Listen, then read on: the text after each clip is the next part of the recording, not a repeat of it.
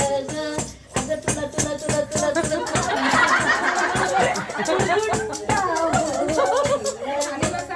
बुरगुंडा, खरा अर्थाने बुरगुंडा म्हणजे मुलगा. हल्ली मुलगा काय मुलगी काय दोन्ही सारखेच. त्यामुळे मुलगाच पाहिजे आणि मुलगाच दीप आहे असं काही नाही. मुलगी सुद्धा पंथी आहे आणि मुली खूप उंच उंच शिखरावर गेलेल्या आहेत हे तर आपण पाहतोच. पण आमच्या सारख्याला वाव नसतो तर ती कुटुंबे आमची करावं. एकनाथांनी, तुकाराम महाराजांनी, माऊलींनी सगळ्यांनी भारूड केली आणि त्या भारुडाच थोडीशी कला मला सादर करावीशी वाटली. पण याला परवानगी शहरात नाहीये. अहो काय सांगता, चाललं की कुत्रे म्हणतात. शहरात कसं आहे माहिती का, कुत्र्या माणसापेक्षा कुत्र्याला जास्त जागचे. 15,000 ते 20,000 महिन्याला खर्च येईल पण त्याला जीव लावताय. आणि आमच्या गावाकडं या वैदीन आली म्हटलं की बस सुई दे, तोरा दे, बिब दे, पोराच्या हातात काळे दृष्टीचे मणी दे आणि भाकर तुकडा द्यायचे. म्हणून सांगते पण आज योग फार सुंदर आला. आणि एका माऊलीने मला, मी खूप दिवस शोधित होते की ही माऊली कुठं असेल आणि मला कधी बोलली, कारण सोसायटीत परवानगी घेणं अवघड. ठिकाणी आडवीते, ठिकाणी आडवीते. नांदेड सिटीत तर विचारूच म्हणून माऊलीने मला बोलवलं.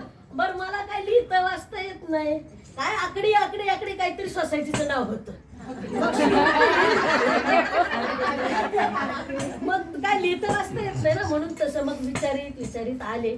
कसं तरी इथपर्यंत आले. त्या दादाच्या घरी गेले होते. ही बाई होती बघा. कुठे राहते, चल मी दाखवते म्हणजे. काय म्हणली, चल मी दाखवते.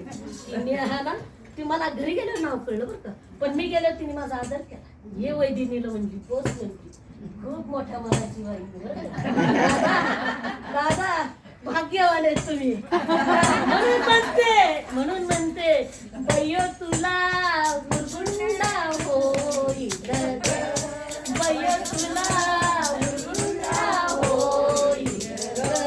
बुरगुंडा झाला विठ्ठलपंतांना, बुरगुंडा झाला विठ्ठलपंतांना. उदरी आले ज्ञानेश्वर. बुरगुंडा झाला शंकराला, उदरी आले गणेशवाळ. बुरगुंडा झाला जिजामातेला, उदरी कोण आलं, शिवाजी महाराज आले. अहो हे सगळे असे बुरगुंडे होते, राजविंडे, तेजस्वी होते. आणि आपलं बुरगुंड काय करतं, मोबाईल घेतो चॅटिंग करत. 16 वर्षी. म्हणून म्हणते बय्यो तुला बुरगुंडा होईल ग.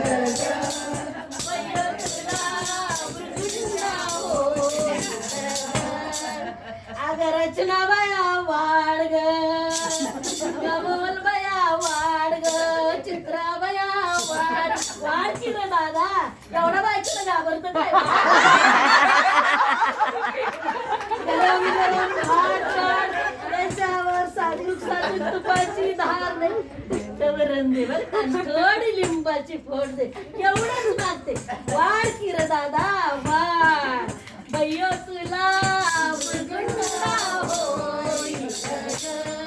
बय्यो तुला बुरगुंडा होईल ग. ज्ञानेश्वरांनी वयाच्या 16 वर्षी ज्ञानेश्वरी लिहिली.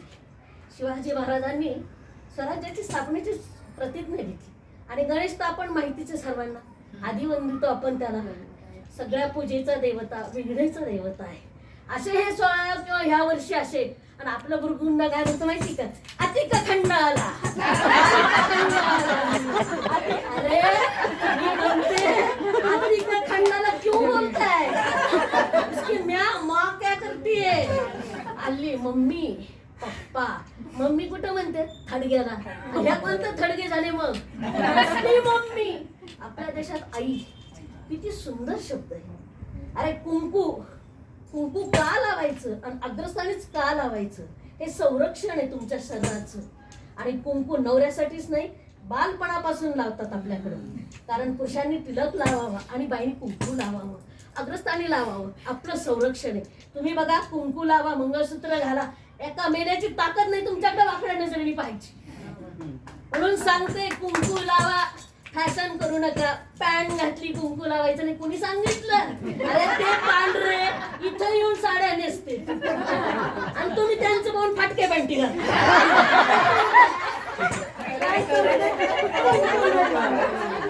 असं नाहीये.